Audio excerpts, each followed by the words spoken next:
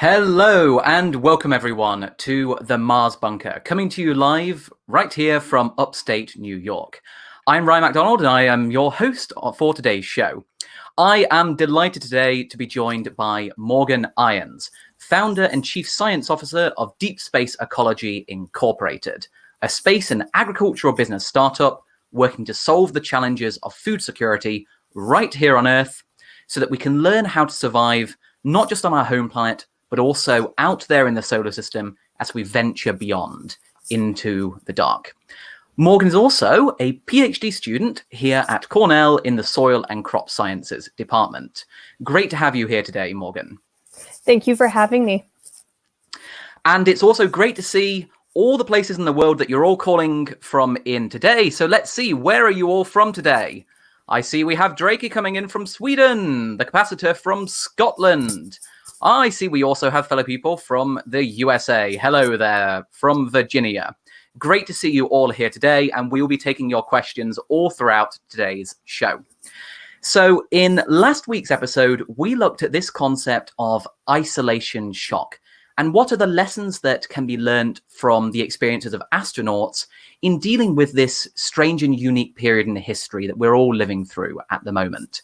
And I was pleased to see that just in the last week, a number of astronauts have published their own articles, such as by Chris Hadfield and Scott Kelly, describing their own experiences in isolation. And I'll try to link to some of those down in the description of this video after we are no longer live. But for today's show, I want to focus on the concept of growing food beyond the Earth. A number of you had questions about this in last week's show, about how roots grow in zero gravity, about how a Martian gravity environment at 38% of Earth's gravity could lead to different characteristics in plants. So I thought it'd be a great idea to get an expert on the topic of growing food in space to join me today. And I'm great to see and so pleased to have you here today, Morgan. So could you tell us a little bit more about your company, Deep Space Ecology, just to start with? So Deep Space Ecology was founded in 2016. And it was founded actually based on the research that I had been doing at Duke University as an undergraduate student, where I was very much intrigued by this history and this research of closed ecological systems for space habitation. And I was very curious about how I could apply the environmental science, the biological side of the science to this research, because for the longest time, much of the research had been driven by the engineering side of the research. And so pretty much out of this research, out of this idea, came Deep Space Ecology, as well as back in 2016, when I went to one of my first space conferences, nobody was talking really about agriculture in space or Mars agriculture. And so I saw this gap in the conversation and in the industry that currently wasn't being filled. And so that and my research that I had been performing led to the founding of Deep Space Ecology.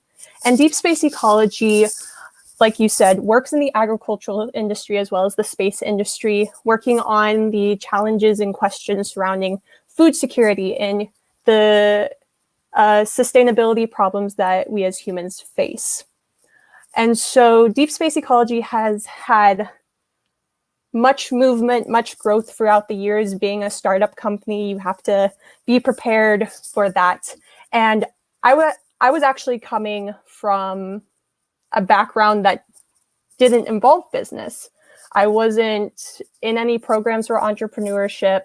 I wasn't taking any classes involved with that. And so founding a company was definitely a learning curve for myself, but thankfully I've had collaborators and mentors and friends and family who have been very supportive throughout this entire experience that we've been going through with Deep Space Ecology.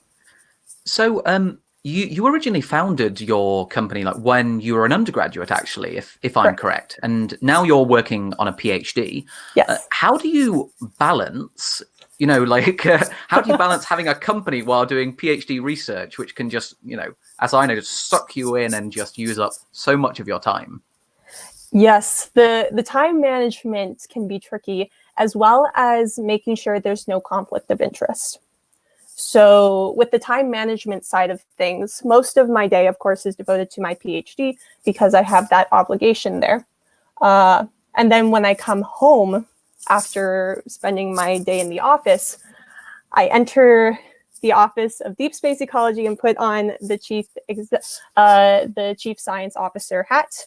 And I spend my evenings and my weekends working on that, my breaks as well. And thankfully, I have a really great team supporting me as I go through my PhD that is allowing me to make this possible.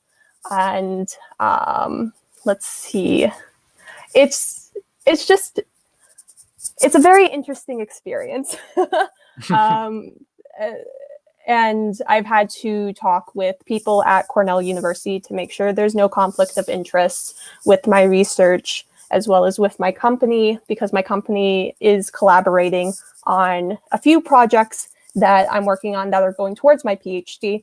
So conflicts of interest that could potentially happen that we need to make sure don't happen are movement of money back towards my company taking full proprietary information control of whatever comes out of the research. So pretty much we are very open with what we're doing, making sure all the money goes towards the research, nothing goes back to deep space ecology, and that any information that comes out of the research is going to be published and publicly accessible.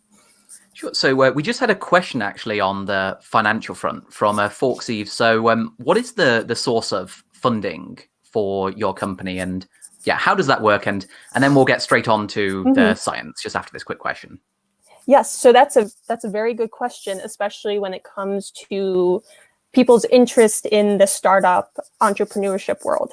So when it comes to getting funding, pretty much what you start off with is crowdfunding. You can use crowdfunding resources, platforms. You can get funding from people you know, things like that.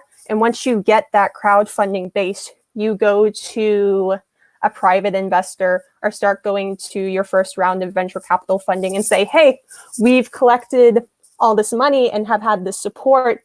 Why don't you give us this much money to build off what we've already done? And then you can build up from that with going to other venture capitalists and building from there. In the space industry, it can be a little bit more complicated to get funding because when you're talking about space exploration, it's a more long-term goal. And for investors, they're hesitant when it comes to long-term return on investments. They tend to want the shorter-term investments so that they can get their money back pretty much. And so with the space industry, the way that deep space ecology is working to get funding while working in the space industry is, of course, having the Earth application side of our company where we actually have these short-term goals and projects that would lead to an immediate return on investment for investors. As well as another element of the space industry being looking for angel investors. So angel investors are people who and companies who invest in higher risk endeavors. So angel investors are very common in the space industry because space exploration is more of a high risk endeavor where you're not necessarily going to get an immediate return on investment or even any return on investment. And so with deep space ecology, we've done crowdfunding, we've done pitches to venture capitalists, and we've been getting funding through those venues. Thank you very much for that. And the point you mentioned about trying to find immediate applications on Earth in the near term too, because space is obviously a very long-term endeavor and it's very difficult to attract large amounts of investment, do something ambitious on Mars without like a near-term return. Yes. And so one of the things that I found really interesting looking at just the website of your company is that you have almost this three-stage approach that you define as like the Earth epoch, where you learn how to, you know, grow food sustainably on Earth, how you can take the lessons from that and apply it to Mars, And then you also list in the further future a Europa epoch, which I presume also generalizes to the rest of the solar system. Yes. So, so clearly there's a big picture here. And one of the things that really differs once we go beyond the Earth is the gravitational field. Obviously, there are some experiments growing food on the International Space Station. Mars has 38% of Earth's gravity. The Moon has about a sixth. And so can you talk a little bit about what is our current state of understanding as to how plants respond to different gravitational field strengths? Yes. So a lot of the research that's been done with understanding how gravity, microgravity affects plant growth has been done on the International Space Station. But even before the International Space Station, I believe it was 1973, NASA, in collaboration with some students, actually grew rice on Skylab, which was a modified Saturn V rocket. So this research in astrobiology and understanding plants in a microgravity environment has been going on for a while.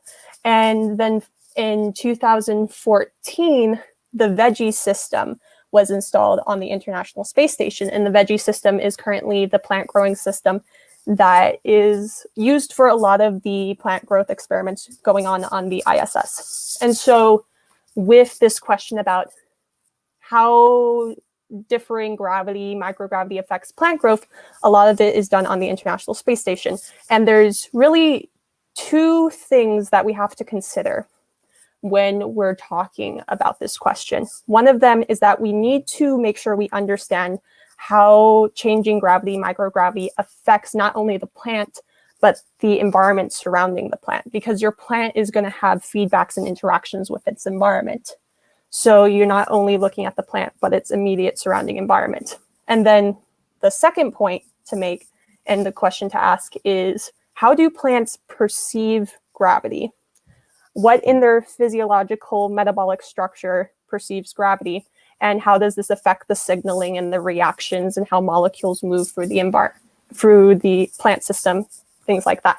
So to give some case studies on this, so with the first question, with looking at the environment, a lot of research has already been done on how water and air movement is affected on the International Space Station in a microgravity environment. One thing that comes to mind immediately was the science experiment that the Canadian Space Agency astronaut Chris Hadfield did, where he's wringing the water out of the towel and the water's just pooling on his hands.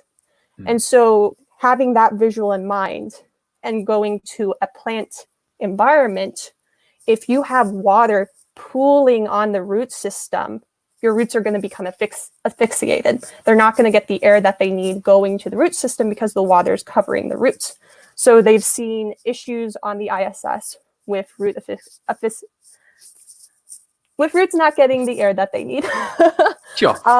And then as well as the air movement through the system. When plants are respiring, air movement usually helps to take the water off the leaves and provide air movement across the leaves. If you don't really have this air movement happening, that can also lead to issues with the plant. And then when you're talking about wind pollination, reproduction, things like that, having that air movement is also very important. And so that on the outside of the plant is affecting the plant because of that change in the gravitational environment. But then you also have to think about the atmospherics within the plant. So the gaseous environment within plant tissues itself. So in a study that was done in 2005 with Musgrave et al., they pretty much saw that seed and pollen development was slowed down because the gaseous environment within the seeds and pollen had changed. And so it actually led to an underdevelopment of the seeds and pollen. And then also within your environment, you're going to have a buildup of volatile organic compounds, VOCs, as well as ethylene. And so you need to have an environment that is able to scrub that out of the atmosphere and not lead to pockets of those volatile organic compounds. And so that's some information about looking at how gravity affects the environment. Now, when it comes to how gravity affects the plant itself and how plants sense gravity. So one thing that always comes up immediately is DNA. Does a microgravity environment, does a higher radiation environment affect the DNA of plants? And a case study that we can talk about is in 2012, this case study that was published in Astrobiology by Tepler et al. They had seeds just sitting on the outside of the International Space Station. And these seeds were being exposed to microgravity in the radiation environment of space, but they had the seeds in varying degrees of radiation shielding to see how that would affect the DNA of these seeds. And what they saw was that for seeds that were not shielded from the radiation, that one of the genes encoding for kanamycin resistance, kanamycin being an antibiotic, was actually degraded by the UV radiation. While the seed that had some radiation shielding, that gene actually survived. And so we do see these alterations in DNA, and there's been studies as well that have shown that chromosomes have been disrupted, leading to damage of the chromosomes, and this affects how the cell performs mitosis, or even if the cell can perform mitosis. But it's kind of unclear with those studies whether that was caused by microgravity or something else about the microgravity environment. They weren't really able to find a statistically significant association with that. And then the microgravity environment also affects the metabolics and the metabolic production in plants. And so just to give you some examples of these, you have flavonoids, which affect flower and leaf color production. You have tannins that are antioxidants and enzymes. You have lignin, which is contributing to structure and fiber. You have phenolic acids, which cause oxidative damage and browning of plants. So you have these different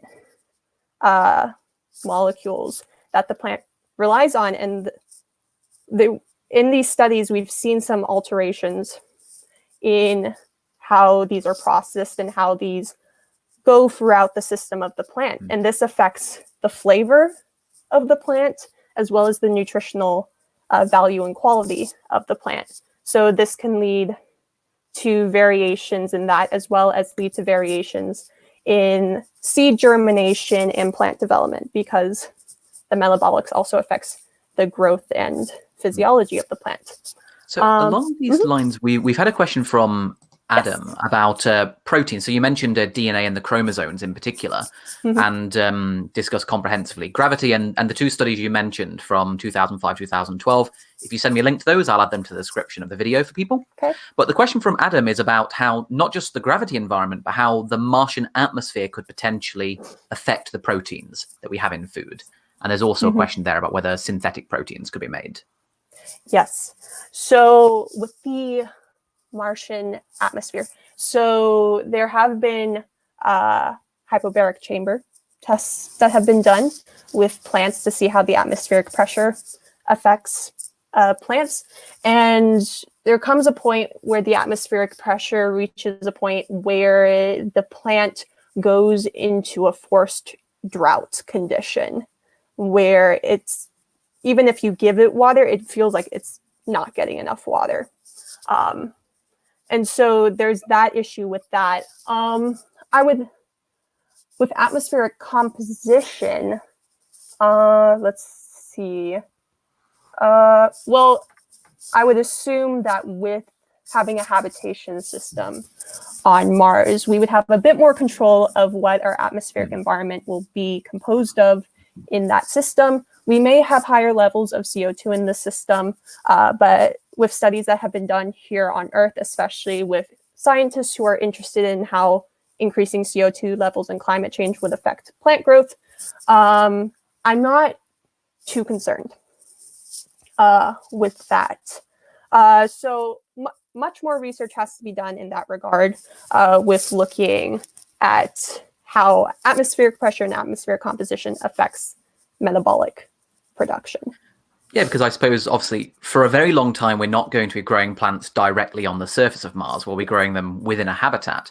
Although there may still be some changes to the composition. So I'm aware that some people, when they talk about what the interior atmospheric composition should be, some people have speculated instead of having, say, nitrogen as the main buffer gas, you might have, say, a 50-50 split of nitrogen and argon, for example.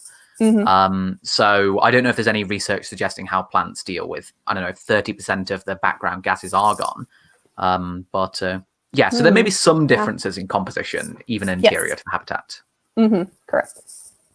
So we've had a few more questions now I see coming in about the gravity question we were looking at. So the capacitor was just wondering whether food and vegetables might be larger on Mars due to the reduced gravitational field.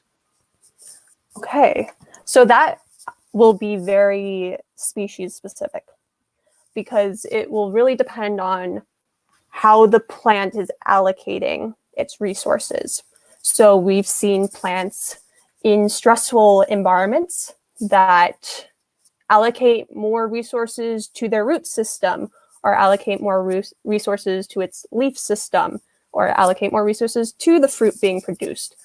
So it would be very species specific. The lighting system that you use will be very important as well. How much red light you use, how much blue light you use, how much green light you use, that affects how the plant itself grows and how it distributes its resources to the different elements of its structure. So I can't say that in the Martian environment that the fruits and the products from a plant will be larger, because it's hard to say.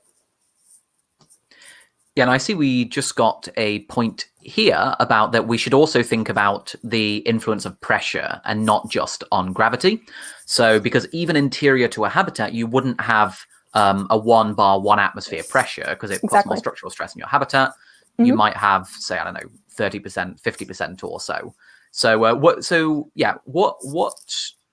what is your understanding of how pressure can affect how plants grow? Yeah, so like I said before, there have been hypobaric chamber experiments done where they change the atmospheric pressure, and when they've gotten close to Martian atmospheric pressure, some plants start to go into that drought condition. So I would say that something very important and a good point that this person made is that there are places here on Earth that have different environmental factors, and factors that may be similar or close to what we would have on Mars. And so what I encourage people to think about is, when we're thinking about what plant species, how much biodiversity, microorganisms, these different environmental elements that we're bringing to Mars, look at Earth, look at these different environments, what plants are growing in these environments, in these solar environments, in these atmospheric environments, in these climate environments that may have similarities to Mars, and would these plants that are growing there be viable or be good test subjects for understanding if they would survive on Mars. So you mentioned earlier that traditionally it has been engineers who've mainly been involved in this research, seeing plants as, say, one part of a life support system. And you mentioned research on closed systems before. Of course, the space station is not completely closed because it has regular resupply shipments up there. Yes. But for Mars, we can't assume that that's the case. We might have to wait 2 years between resupply shipments. So I was hoping you could say a little bit about how vital and important it is that we consider the role of plants as part of a life support system, a so-called bio-regenerative life support system. And how careful do we need to be about this? Like, if we let the plants grow too much, will they overwhelm the life support system? So yeah, so how do plants function as part of a life support system? This is actually one of my favorite questions to answer, because it allows me to go into an element of environmental science that changed the way that I think about ecological systems. And this element is ecological services, which was created and defined by the Millennium Ecosystem Assessment. And ecological services are pretty much the services that an ecosystem provides. And so these include provisioning services, regulating services, cultural services, and supporting services. And so provisioning services, just thinking about an ecological system. Provisioning services provide you food, water, fuel, medicine, different materials you can use, things like that. And then the regulating services of an ecological system can include pollination, decomposition, carbon storage, climate regulation, water purification. And then the cultural services are the recreational elements of an ecological system, as well as how a culture perceives and interacts with their environment, as well as how the ecosystem builds and spreads knowledge. And then supporting services are photosynthesis, soil creation, biodiversity, nutrient cycling, biogeochemical cycles, pretty much those supporting services that are foundational for an ecosystem to function. And so when we're thinking about where plants fall in ecological services, how are they contributing to these ecological services? So the first thing many people think about, well, plants, food. You can use them for medicinal purposes. They can be made into cooking oil, different materials like that. You can use timber from trees to build things. So those are the first things that come to mind. But then when we're thinking about regulating services, okay, if we have insects in our system, then we need plants for those insects to use as a food source. And those plants then need insects to also help pollination if they're insect pollinated. And then decomposition. Well, we need plants to be decomposed into the soil, which allows for nutrient availability as well as carbon storage, that plant becoming carbon, and whether that's turned over to be used as food for other organisms, or whether it's stabilized and protected and persists over time and is sequestered away, as well as plants helping with water purification and even helping with regulating climate with the way that they use carbon dioxide or how they prevent or reflect light from hitting the surface, which can cool down an area. And then, of course, the cultural services. Plants are used in cultural medicine, in lore, in mythology, and things like that. And then, as well as your own cultural diet, what about your food culture is affected by plants?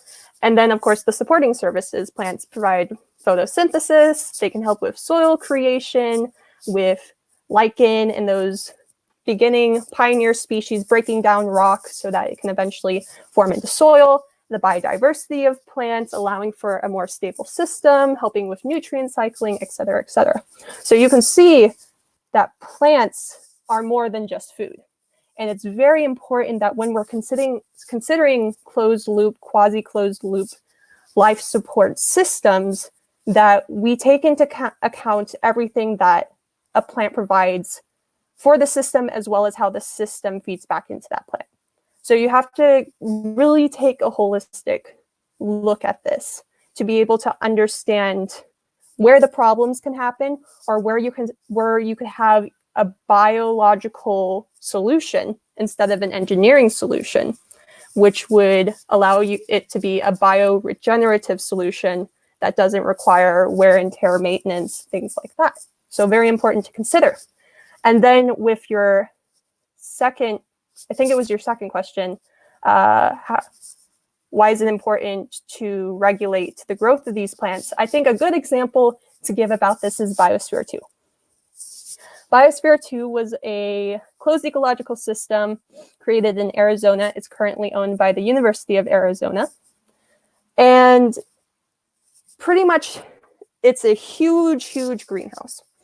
It's very big, and it has several biomes in it. So it has, I'm not going to remember them all off the top of my head, but to give you a few examples, like an aquatic biome, a steppes biome, a tropical biome, just these huge environmental classifications that we have here on Earth. They had several biomes within that closed system.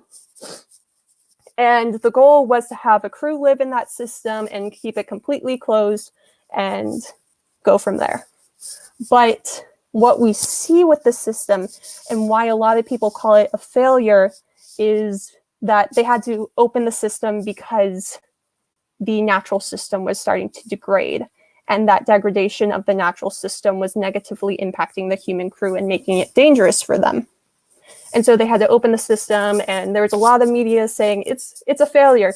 But on the scientific side, it's actually some really great data and some great thoughts to keep in mind and ideas to keep in mind for understanding disruption pathways and where a disruption can originate and how it could move through the system.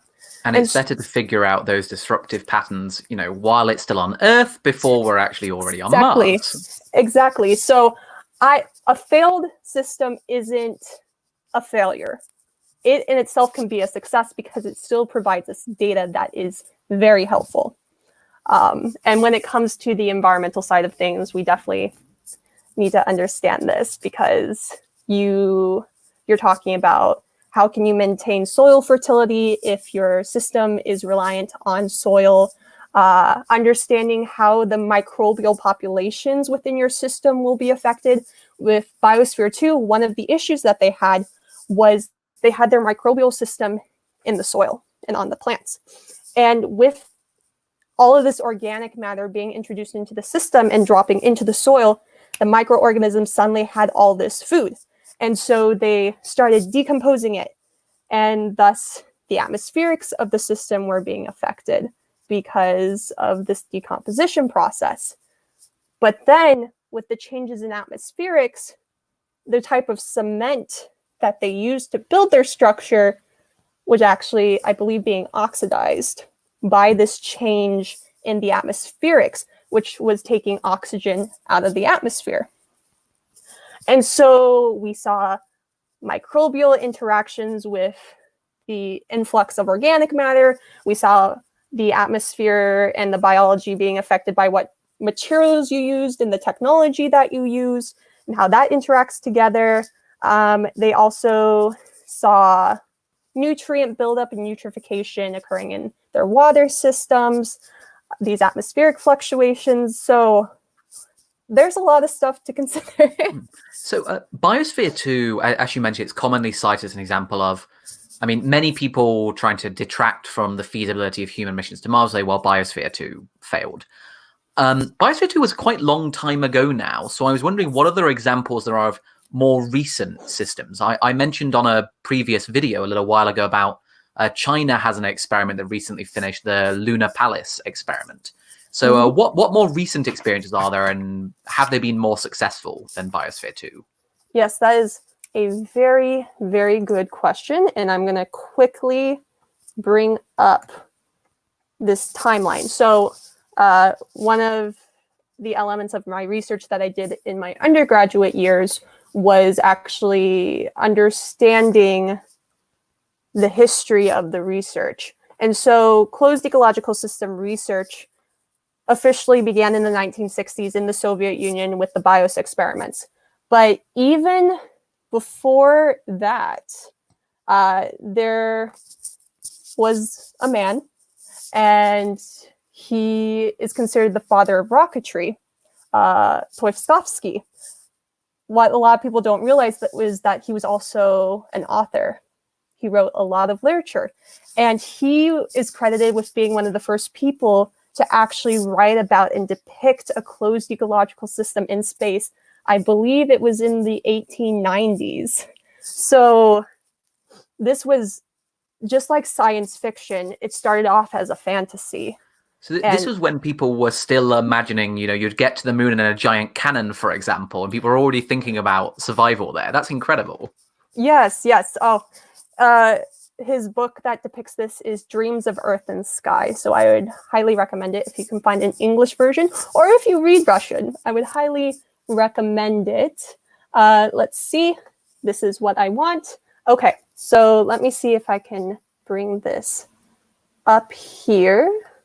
So I have it right here. So I have this huge timeline of just closed ecological system research from Troikowski to what the US Air Force did with their closed system research, to the BIOS experiments in Soviet Union, to NASA Ames Research Center starting to talk about bio-regenerative systems in 1965, etc., etc. There is actually quite a bit in here about that. So let's see. Japan has their, let's see. Yeah, Japan has their CEEF material circulation experiments that they've been working on, and that was in 2007 that they started that. NASA initiated their in situ resource utilization analog missions in 2012. The Melissa system with the European space industry became fully operational in 2005. And with Japan's experiment, it actually was in 2005 as well that they started this material circulation experiment with their closed plant experiment facility and closed animal and human habitation experiment facility. And then in China, in 2013, they started their construction of their Lunar Palace 1 in Beijing. And the first mission was commissioned in 2014. And then, of course, the Martian movie comes out in 2015. And I started my research in this in December of 2014. So before the Martian came out. It was kind of funny because people would call me the botanist after they saw the movie because they're like, that's what you're doing, right? So there's that. And then, of course, the work that my company has been doing as well. 2017, Chinese students volunteered to live in the Lunar Palace 1 for 370 days. And then in 2018, I received a patent for my quasi-closed agroecological system structure called the 3-zone model for Earth and space habitation. So, yeah, thank you. And if you could share, let's say, a PDF or something of that timeline, I'd be more than happy to share it down below in the description for people that are interested. Definitely. Yep, I will share that. I also have an abbreviated timeline of the history of plant research in space, so I can share that as well. Fantastic. So a few more questions that we've just had coming in. So this question here concerns, we've talked about plants in a very general context so far. So what would be the best kind of plants to support the early visitors? Like, are we going to be living on a Mark Watney style diet of just all potatoes, or like what are we going to be surviving on Mars? Yes, and very good question. It will really depend on how we structure our system. And I believe, Ryan, there was a question you had about that as well. With hydroponic system and or a field agricultural system, things like that. But ultimately, what you want to have is a system that can support a biodiversity of plants. A biodiversity of plants being as many species, as much genetic diversity as you can get. And we see the problems here on Earth that come with this lack of biodiversity. For example, in the agriculture industry with bananas.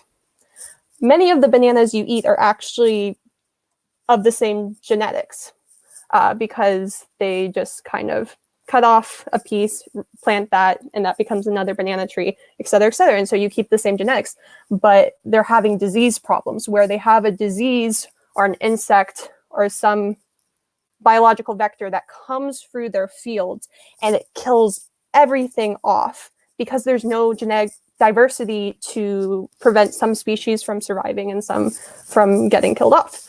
And so you have to have this genetic diversity just in case there's a biological vector that we do not know about on Mars. And it interacts with our system and starts killing off some species. So you don't want your entire system to be killed off, whether it's in a field system or in a hydroponics system. You want to make sure that you have a diversity there.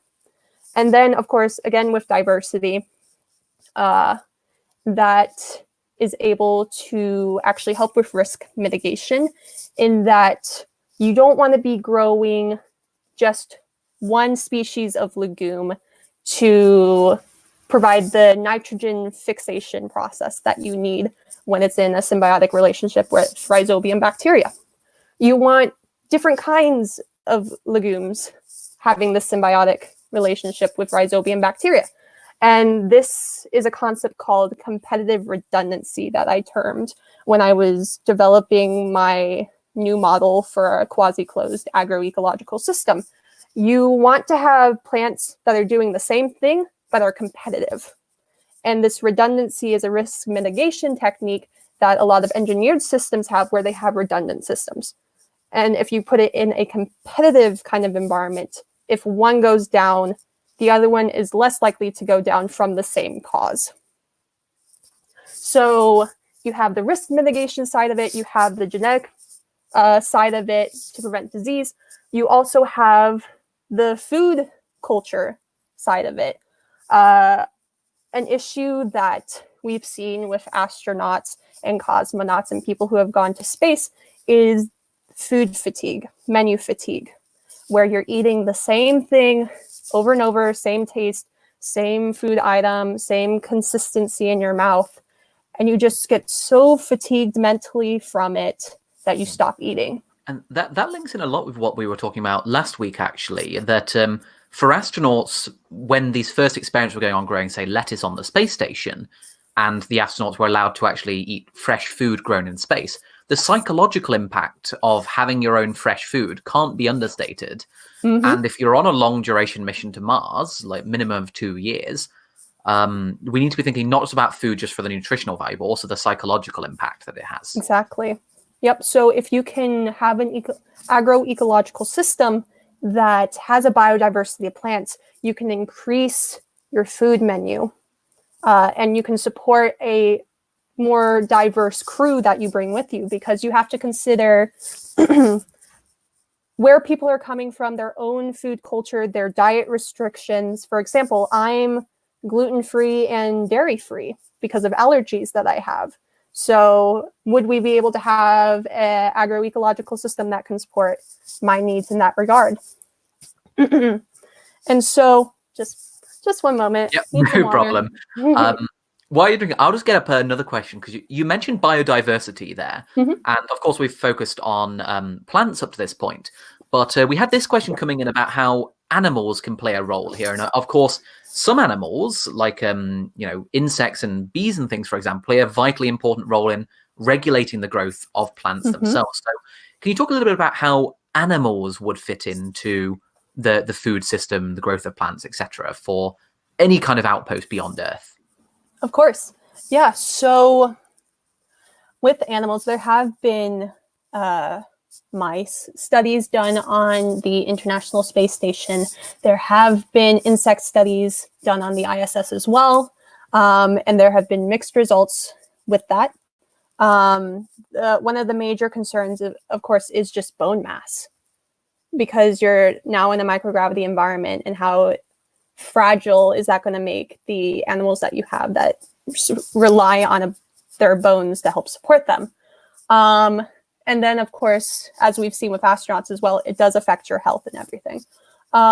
So with insects, I think that's something very important.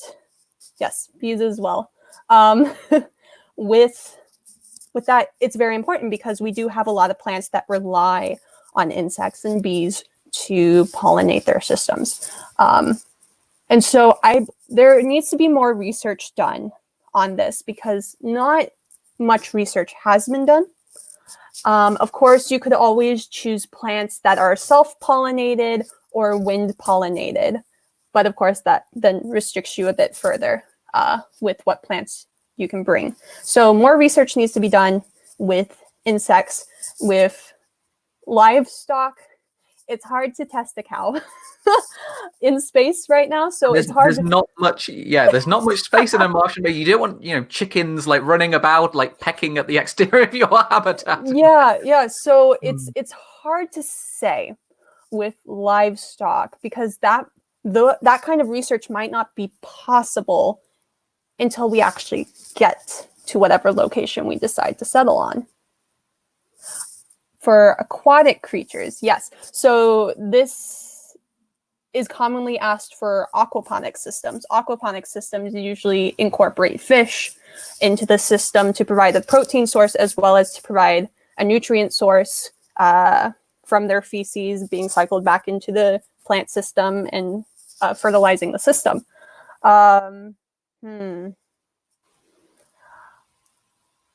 I would assume we would maybe have more success with that because it's an aquatic system. I'm not sure. I can't say 100% about aquatic animals. It'd be interesting about taking like say frozen fish eggs to Mars so that you don't obviously have to deal with the animals on the journey, for example. So I mean, similarly, I haven't read much research on this front, but I would suspect that beyond insects, that would perhaps be like the second stage in introducing animals of some kind into a Martian environment. Yes, and of course we would have to be very mindful of our water resources as well. So any water, we're going to be restricted with what water we have on Mars, and we might have to bring a supply with us. So we have to prioritize where the water is going and be able to recycle as much as possible. So we're just going to take a few more questions so we don't use too much of your time. We actually had quite a few questions here. We've got how radiation deals with plant growth. Will everyone be eating algae? You've already spoken a little bit about mitigating cascade collapse. So perhaps you can focus on algae and radiation and where these fit into growing food on Mars.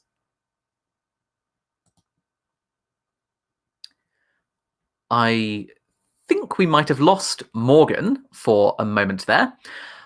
So while I wait for her connection to be re-established with the uplink from Mars, I might answer a few of your questions. So let's see. I see we've already had a few people with quite a lot of experience in survival situations. So I see it's nice having Cody from Cody's Lab joining us here. Great to see you all, and I've been monitoring your conversation throughout the live chat. So thanks very much for all of that today. Yeah, hopefully Morgan will be able to rejoin us soon because there's one particular interesting question that I'm looking at. So what would you like to know more generally? By all means, fire your questions in and I will do my best to answer them. So it's also very encouraging to see that Morgan's company, Deep Space Ecology, has been joining. And thank you for answering some of the questions that we haven't been able to find time to address in the comments there. So thanks for all your endeavors there. So let's see. And this is an interesting question from Eric. Is it not that Mars will enforce its own food culture upon us? And I see Morgan is back, probably on a mobile device, and I will bring her back into the Mars bunker. There we are. Hi. So, sorry, the power went out in the house. With technical difficulties. But no, great to have you back there. So yeah, so the question that I had, I'll just get that back up. Yeah, so the question from Taka here is, it's about the interaction of radiation with plants and whether people would be eating algae on Mars. So there's definitely been a lot of research being talked about with using algae as a food source, as well as a potential energy source with biofuel, things like that. With algae,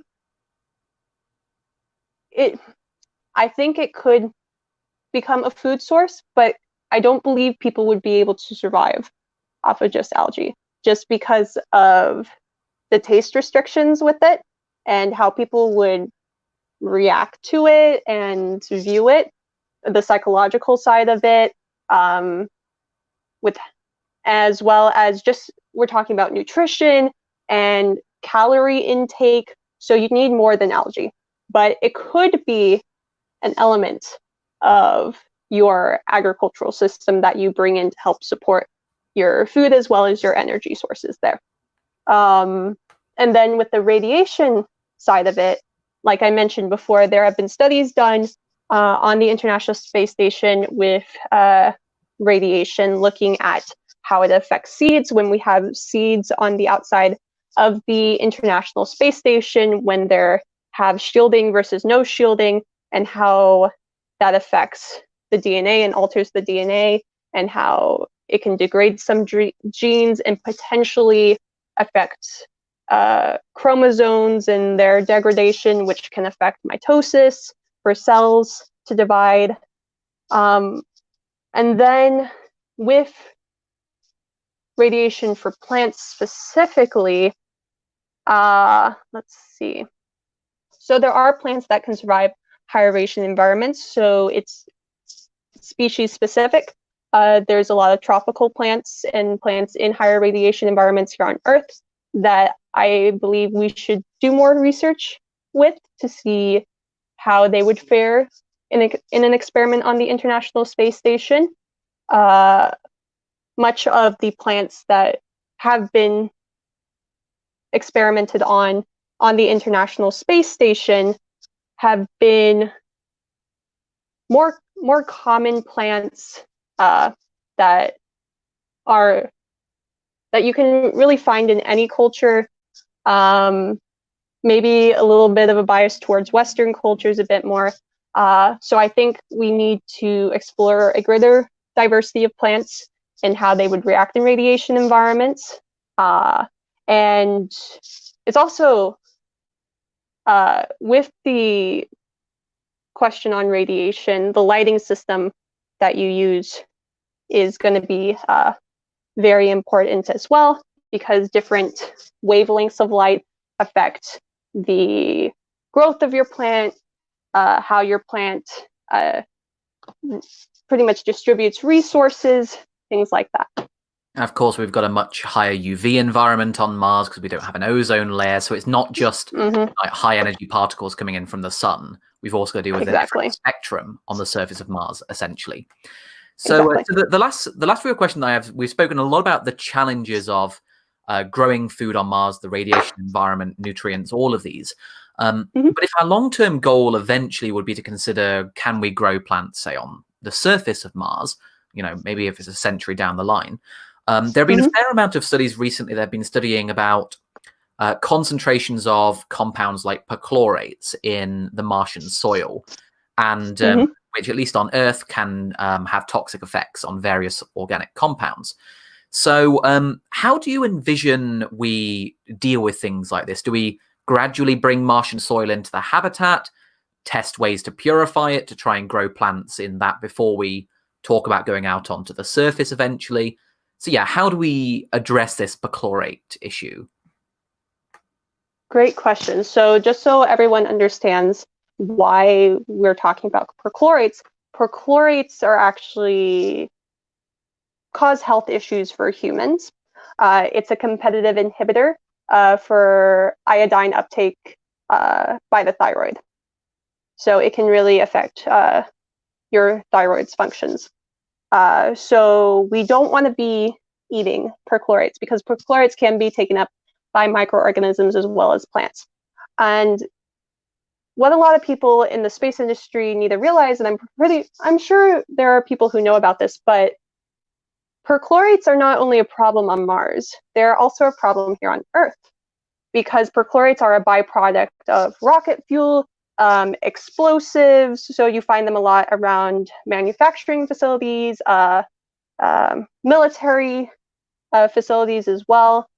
And so we do have perchlorate contamination in soil and water systems here on Earth. A good example is Camp Edwards in Massachusetts, and they've been doing work with that to see how they can remediate the perchlorates there. And so there is research being done to better understand perchlorates here on Earth and how we can remediate and biodegrade perchlorates so that they either go into a form that is no longer harmful for humans or are completely taken out of the system. And so there is research being done with that. With Mars, we would definitely want to have collaborations with that. And so that's something that's also very important, that there's so much area for collaboration and feedback and solutions for Earth and space and vice versa. And let's see.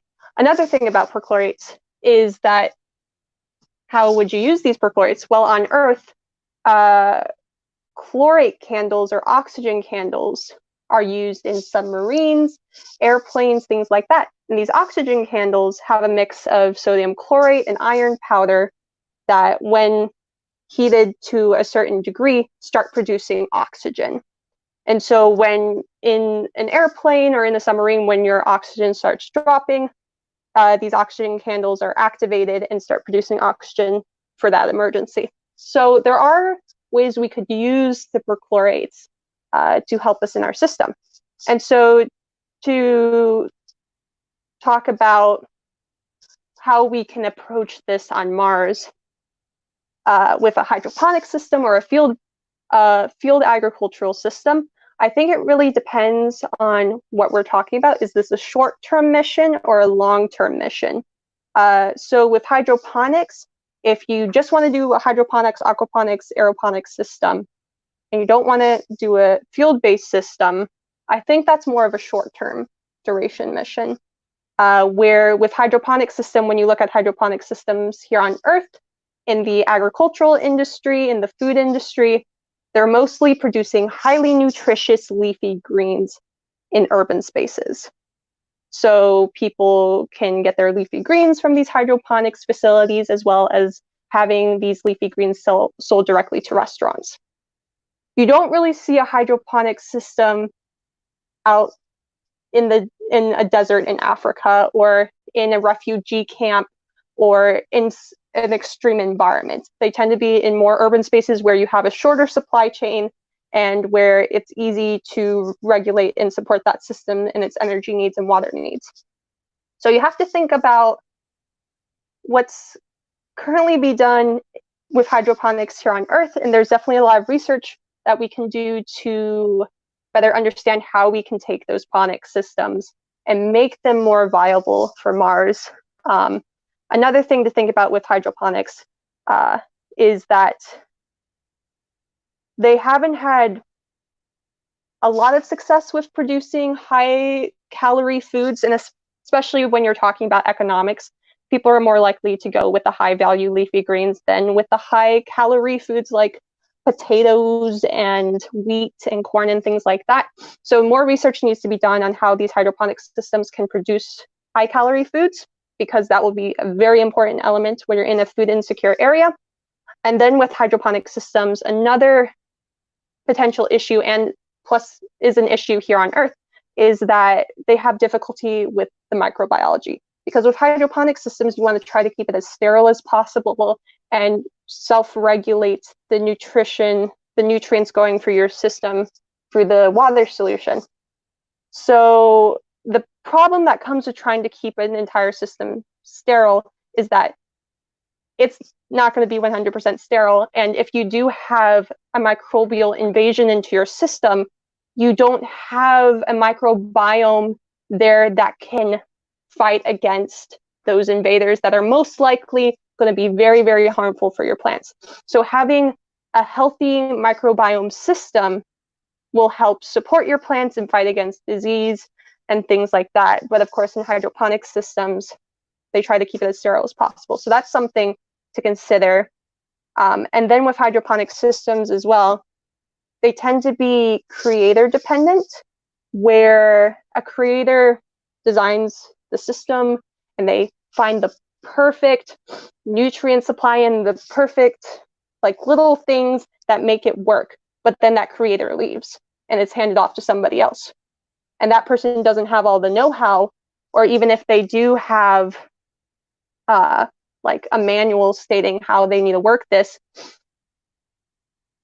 what we've seen in the industry is actually these systems tend to fail still, because you could say that the art goes with the creator. The art of operation goes with the creator. And, so and we if need you to imagine that in the context of Mars, like say you had a finely tuned system, one expert in the hydroponic system in your Mars base, and obviously Mars is a very dangerous place, accidents can happen. you need to make sure a system is general and flexible enough such that, multiple people can use it if human lives depend on it ultimately. Yes, exactly. So there's a lot to consider. So when you're considering the design of a hydroponic system, we have to think of how we can design a hydroponic system that can be mass produced, that can be mass operational, so anyone can really operate. You have a standard procedure and protocol, and it can still be economically successful and productively successful. So more research needs to be done with that, but I think it still is a very viable option for short duration missions. With long duration missions, that's when I'm starting to think we need more of an integrated system where you can still have the hydroponic system, but you should also have a field agricultural system. I guess just one important thing to point out before I go into that is NASA does use hydroponics-like technology on the International Space Station. Veggie is that kind of system. But we have to remember that the goal of NASA right now, the goal of the food team at NASA, who I've talked to many times and been down to Kennedy Space Center to meet with them and work with them on some workshops, is that they're currently they're currently having to focus on food systems that are supplementing prepackaged foods. So for them, the main food source will be packaged foods, and then you have a hydroponics-based system to supplement the food to create flavor, to create nutrition. But they're currently not focusing on that being your agricultural system, where you're creating it from scratch and all your food's coming from there. It's all pretty much supplementation right now.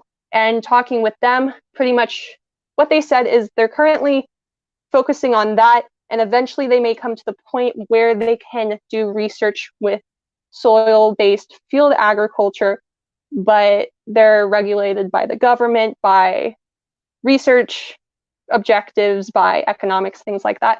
So they're very dependent on when they get to that point. They're going to be looking at the academic field, the research field, the industry to see who's been working on these questions that they're now able to ask and bring them in to help move this forward. So that's an important thing to mention there, is that NASA currently has to focus on supplementation to prepackaged foods. So there's that. And so going to what I just mentioned with, I'm thinking for long-term, long-duration space exploration, we're talking about Earth independence, as well as creating a resilient system that won't need to rely on a supply chain, won't need as much resupply, can really survive on its own. And so with an integrated system, I tend to call it a field ponic system or an agroponic system, where you have a hydroponic system or some kind of ponic system and an agricultural field system. And the reason why you want to have this is you're talking about your time frame. So looking at short-term needs versus long-term needs and your nutritional needs with that. You're talking about risk management. Your field agricultural system, if it is created to be resilient and sustainable, is going to be able to fight against microbial invasions, biovector invasions, things like that, a lot better than a hydroponic system that is very much dependent on maintaining equilibrium, while a natural system can reach several disruptions and go through several disruptions and reach different equilibriums and still survive. Mm. And then, of course, the question of biodiversity and having a system that doesn't have as much technology involved, because you're talking about wear and tear, and that will add to your supply chain as well, and just overall efficiency and resiliency. So I mentioned very briefly, I think before we got cut off, that I do have a patent for a quasi-closed agroecological system architecture called the 3-zone model. And it goes into these main points of competitive redundancy and ecological service reservoirs. So when we talk about ecological services, regulating services, cultural services, supporting services, how can we create reservoirs that allow us to really bring that into our system, as well as expedited ecological succession? How can we create an ecological system from scratch, where you're starting off with the barren landscape of Mars? How can you get to the point where you have an agroecological system like you have up here in upstate New York? So there's a theory about ecological succession and the pioneer species that come in, how everything interacts, and the stages that it goes through to eventually get to a community that can support, i.e., an agricultural system. And then the phrase that I've termed for a quasi-closed agroecological system instead of a closed ecological system. I've changed the terminology because with quasi-closed, and we're talking about Mars, like you briefly mentioned, are we going to be bringing Mars regolith, Mars soil into our habitation system? Well, by doing that, your system isn't completely closed. So it's going to be more quasi-closed, but you're going to be able to use the resources of Mars to support your system. And that's a very important point in general about this in situ resource utilization, that there's already water on Mars, we can make our air from it. We don't need to be fully, completely closed off. And if anything, we make ourselves more sustainable and more flexible by being able to tap into the inherent resources which are already there. Yeah, exactly. So pretty much with that, you're trying to minimize your value losses through waste outside the system by maximizing your utilization within the system. So recycling things, retaining things, the R's, the main R's. And then with the second part of the phrase, the quasi-closed agroecological system.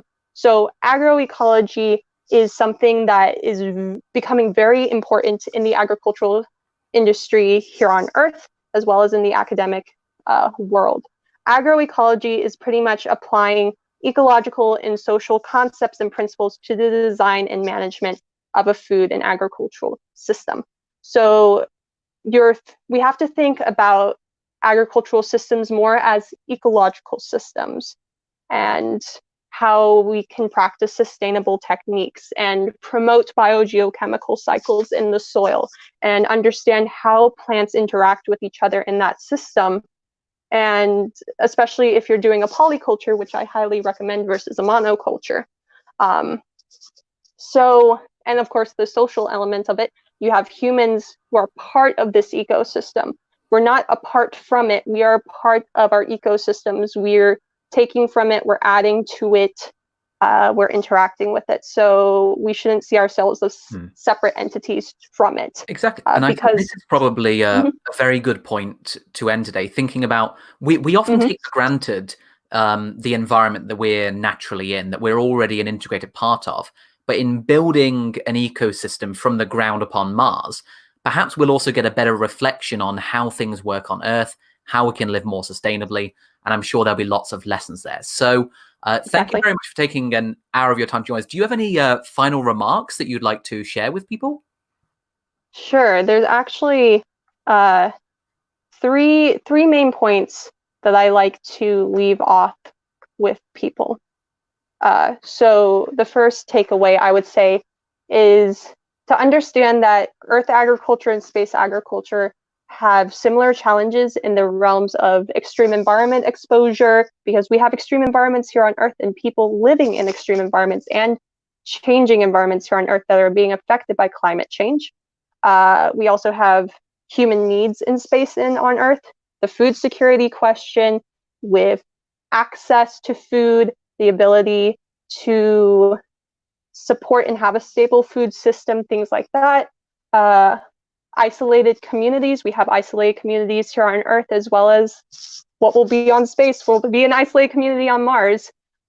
So how do we support those isolated communities and bootstrap their economies around an agricultural system where they don't have to rely on expensive and politically charged long distance supply chains, which would be what we would have on Mars if we rely on a supply chain on Mars, just like a community in the Arctic that's relying on food to get to them from processing facilities down in North America. It's highly unsustainable and really hurts the economy there.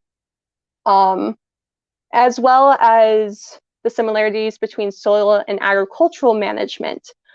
We have degraded soils here on Earth that aren't able to support agricultural systems. We also have Mars regolith simulants, soil that's similar to what we would find on Mars here on Earth, that we use as analogs for doing experiments that would be viable for Mars.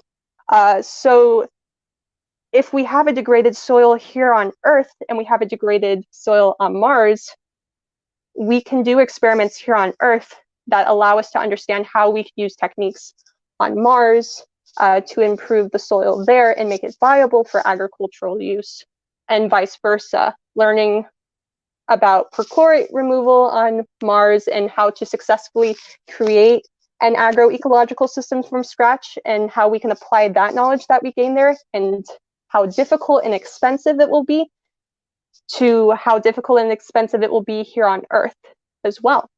And so this opens up opportunities for cross-industry collaboration in research and business. So that was the first takeaway. The second takeaway is, when we are looking at developing an agroecological system that allows for human ecosystem adaptability and resiliency, because we don't know what problems we'll be facing, so we have to be adaptable, and we're only experienced with being adaptable in our natural Earth environment. We need to understand what agroecological systems provide for humans beyond food, and this really goes into those ecological services. So I would really recommend, when people are thinking about this, to bring up those ecological services and think about how we're applying those and how we're using those and how we're prioritizing those.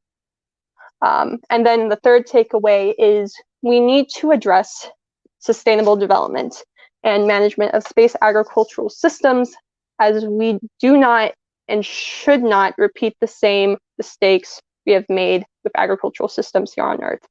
So we're seeing some major issues in the agricultural industry with long-term unsustainable use, which has led to soil degradation. We see desertification. The Dust Bowl in the Midwest of the United States is a great example of how unsustainable agricultural use can strip the landscape and lead to these desert-like environments. So we don't want to do that on Mars. And so it's very important that the space industry works with the agricultural industry and academics and researchers, because we're developing new sustainable techniques, as well as looking at the sustainable techniques of traditional indigenous knowledge, because a lot of these agricultural systems from indigenous communities have survived hundreds to thousands of years because they understood their environment and understood how they could live with their environment to get what they needed. And so working with the people who have this knowledge and bringing it forward respectfully and acknowledging their work and where this is coming from and how it can benefit us in the modern day is very important. And these are all applicable to how we approach agriculture on Mars. And I guess just one more thing is that with the agricultural industry here on Earth, we're also seeing a movement towards digital agriculture and more mechanization in agriculture. So how can we create robots and self-regulating artificial intelligence that can go out into a field and pick the fruits for us, or recognize if a pest is hurting our system, or recognize where parts of our system are not getting enough water. So there's a movement towards this digital agriculture here on Earth in the agricultural industry, but there hasn't really been any talk about collaborations between what the agricultural industry is doing and how that could be spun into the space industry. So that's some stuff that my company, Deep Space Ecology, is working on. So thank you very much for your time. And I think if there's one poetic takeaway almost that we get from this, is that although Mars exists in a literal vacuum out there in space, metaphorically it doesn't. Like, what we learn from Mars can be equally applied to Earth. What we learn from companies like Deep Space Ecology to make life more sustainable on Earth can also be applied in space and on Mars. So these all link in together. It's not, when you spend money on space, you're not just launching money into space. There are always direct applications from the new technology and the new developments right here to make our lives better on Earth. And I'm just going to end with some very quick updates, because I saw somebody has some questions for me. It's about my next Mars mission update. I'm going to set up a Discord channel today. I'll link to it in the description. So if you want to be a part of the research for the next mission update, you're more than welcome to join. I'm hoping to get it out by the end of April, the next one. I